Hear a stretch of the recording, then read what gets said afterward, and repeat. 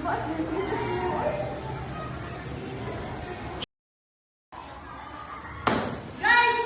3 oras na, malapit na yung deadline ng video project natin. Pakiusap, mag-focus na kayo. Alam niyo ba? Nawala ka mo!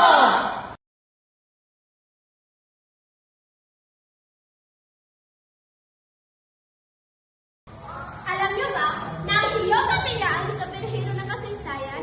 Naninyo ito, ang mga sinaunang kabihasnan tulad ng Mesopotamia at siyang ay hindi lang basta sumulpot. Umusbong sila sa mga lambak ilog. Bakit? Kasi ang lupa doon ay mataba, masaganang ani, masaganang pagkain. Kaya ang mga tao na nananatili sa isang lugar at nakabuo ng sariling kultura.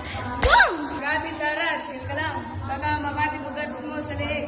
So, ibig ko sabihin, kung sa tuktok ng vulkan may lava, sila nakatira kultura ng barbecue. Ang buo nila. Seryoso, Juan? Barbecue? Ha?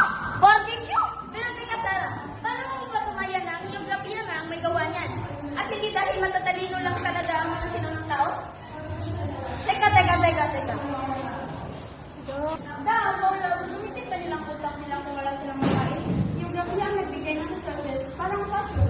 Hindi ka makakapag-disenyo ng magandang outfit kung wala kang tela at tamang lugar para mag-shoot. Tama si Chloe.